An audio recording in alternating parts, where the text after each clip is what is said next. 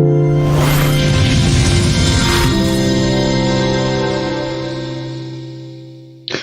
YouTube creators and subscribers, I just wanted to thank you all for tuning into my video. Today we're going to be going through the Deep Web, episode 19. So let's begin. Let me read the disclaimer first. The following video contains content that may be illegal in your residence. We're not responsible for your actions on the Deep Web. Not be held liable for your actions on the Deep Web. So, let's begin. Of course, as always, we start at not evil. This essentially is the capability to get to various websites on the Deep Web. So we're going to check out the first website in just a moment.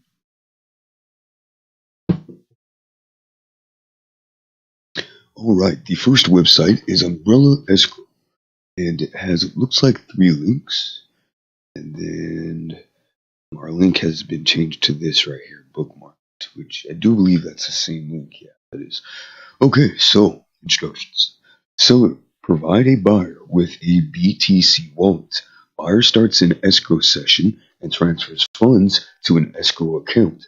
Seller provides a service or sends products. Inspection period begins when buyer receives items.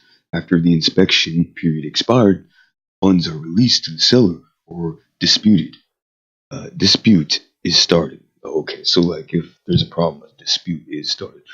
Funds can be released before inspection period if expired upon buyer's request. Okay, so let's click on view existing escrows and then let's click on start escrow. So you basically pay this into this escrow holder and you inspect the bitcoins. They inspect the bitcoins to make sure that it's legitimate. And then from there, they release the money to the seller, the person that was selling the product. And this essentially verifies that you are going to be paying for something that you're actually going to be getting. So it's not like it's going to rip you off. This is actually a very valid way to validate a purchase. So that's pretty cool. I think that's pretty cool. Please fill in the form to proceed. Session, view existing escrow. So you would get an escrow ID number and then you can look up your status of it, which is pretty cool because usually if you can't track an escrow request, then you won't know when your money is going to be released. So that's cool. So this is the form. You just enter in your buyer's email, buyer's BTC wallet, seller's email, seller's wallet, price, and then you have the delivery period, which essentially allows them to inspect it. There's a 1-day period up to, looks like probably 30 days. And then you have a tracking number and then a promotion code. So that's basically it for this website. It's a pretty legitimate website, it looks like, to validate a purchase. So essentially that's it. Let's go to the next website. This says beginner's friendly comprehensive guide to installing and using a safer anonymous operating system, version 1.0.2. A beginner friendly comprehensive guide to installing and using a safer anonymous operating system, version 1.5.2, April 2007. So the PDF and HTML versions of all versions of this guide are released in the public domain, and then it has updates, but it doesn't look like there's no other link, like there's no guide actually given, there's no PDF or the link. But let's go ahead and read the updates. So on December 18, 2018, Unix 14 is currently going through a number of cosmetic programming changes. An update will be available shortly after the changes. November 2nd, 2018, Unix 14 is released, but now there are upstream issues with Ingmail, and IceDove, among other issues. Thus, the release is delayed further. May 4th, 2018, the release of the new guide will be delayed until Unix 14 is completed. And then this is the first update, the very first update. January 18th, 2018, all versions of this guide are obsolete due to the dead links and other issues. So this is basically a dead site that was going to be dedicated to teaching people how to browse the internet in a safer anonymous operating system. Very important. I wonder if Unix is actually a thing. I don't know, but it might be a legitimate thing. So that's basically it for this website. Let's go ahead and go to the next one. Espin A. It's a PGP signed web page. Alright, Secure Drop Server. Welcome to my Secure Drop landing page. Here you'll find instructions on how to share information and documents with me securely. Okay. About this page. I am Espen Anderson, journalist and developer at Norwegian Broadcast Corporation, NRK. I work with investigative journalism and storytelling for NRK's online edition, nrk.no. This page is part of my private website. Okay? You probably landed here through my regular pages at espnanderson.no, or you may have received one of my printed contact cards. This is for getting in touch with me personally. You should use NRK's own secure drop portal for anonymous inquiries to the newsroom in general. Go to nrk.info/VARSLE for instructions on how to use NRK secure drop implementation. Oh my god, I cannot freaking pronounce right. Whoa, okay, so how to contact me. Since you are using Tor already, it's simple. If you're not already in, find an internet cafe other than your regular hangout. Use the network there. From Tor browser, navigate to the Onion and then follow instructions here. Click Submit Documents to share the submission process. You will be given a nickname, and which is very important. Remember it in order to receive feedback on your submission. This is the only means for me to send you a reply. So this website is dedicated to people, journalists and people that want to give this guy information that they want to reveal to the public. Essentially, what he does is probably filters through the different tips and documents that he was given, and then he reports on them on either his personal website or on a news channel in Norwegian area in Norway. So yeah, basically that's it. Then you have like the verified page information and the PGP key signature. Was it legitimate? Nah, it probably is legitimate. I think it might be. But basically that's it for this website. Let's go ahead and go to the next one. Tor Node 835, another hidden web blog. About it looks like this is all in a different language for sure. Let's go ahead and read what it's all about. Posting anonymously doesn't prevent your identification. As you know or should know, there are many threats that can endanger your anonymity or even reveal your identity. Browser features such as cookies, Java, JavaScript, Flash, and its persistent objects, and so on. Attack on Tor network and compromise routers and compromise directory servers. I assume you know, understand, and take all threats above into account. But there are many other threats as well. You browse, filled with certainty that you have the correct settings or add-ons. Your browsing or even posting will remain anonymous. As long as you only browse, there may not be much danger. If your browse is set up correctly, there will be no danger. But if you post anything like content, the situation changes.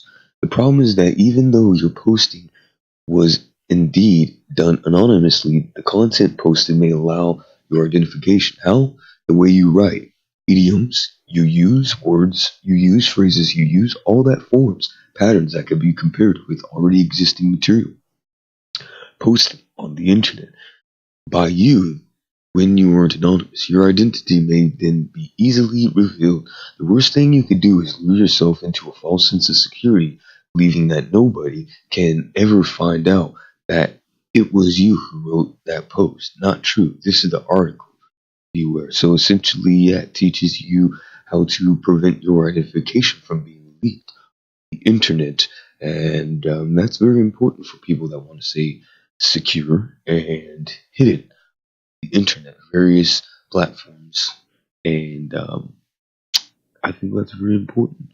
But I think what we'll do now today is check out the deep web video of the week, And we're going to keep this section short because I basically am fairly busy with other projects. But it looks like this deep web video is going to be a little scary. So let's check it out. Let's check it out. So it starts with this guy right here. Looks all messed up. This guy. Okay, it's a guy in like a paper mask. Okay, somebody's throwing stuff at him. I hope nobody gets hurt in this one.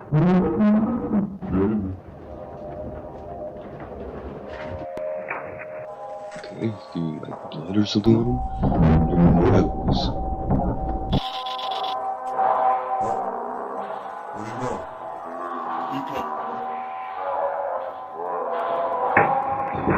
He's beating him up.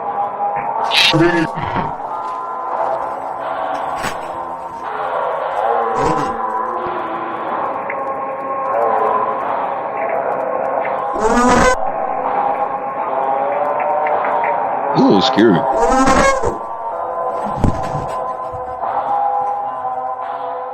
Important notice. Put this video on a flash drive, then throw the device into the nearest trash compactor. Sure. Dark? Assuming there's gonna be a freaking jump scare. Okay. World. Yes, world. Okay. Spin. Nope.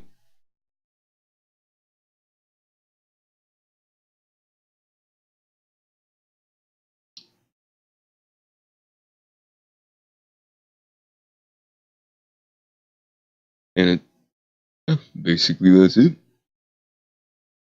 I don't know, that was pretty edgy, that was pretty scary. ARG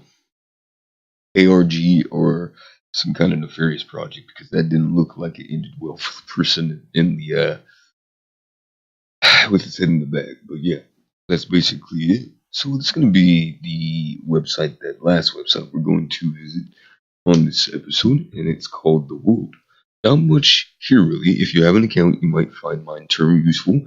There's a signed by my GPG key, copy of the SSH fingerprint here. We run our own SSL/TLS certification authority. You can find more details at the following link. We're a UK FTP mirror for VIM, enhanced VI clone. We've got various other FTP mirrors too, all which can be accessed via FTP. We run a PGP key server. You can point GPG at the earth.li or www.keys.uk.pgp.net to grab keys automatically and send them to the email. There's a Jabber server running, which you can also access earth.li, and it currently has AIM, ICQ, and MSN and Yahoo transports installed, but I could probably be persuaded to add more if it's demanded. If you're using the server, you should consider being one of the Jabber users on the mailing list. There are some list hosts here which can be found. If you're feeling noisy, then there is some uptime. So I guess they do some file sharing. They allow people to check out the different various files that they have. And I'm assuming it's probably focused on education, hacking, various subjects. But that's basically it for this episode. There's not much to say. It's getting a little bit more difficult to browse the deep web nowadays because Fresh Onions, unfortunately, is down. And the crawler that I used to use is also down. So becoming a little bit more difficult to browse the deep web. That's basically it. Once again, we'll go ahead and read this disclaimer. The following video may contain contents that may be illegal in your residence. You're not responsible for your actions on the deep web and will not be held liable for your actions on the deep web. So basically, that's it. And if you enjoyed what you saw, please like, comment, subscribe. You have a good afternoon or evening.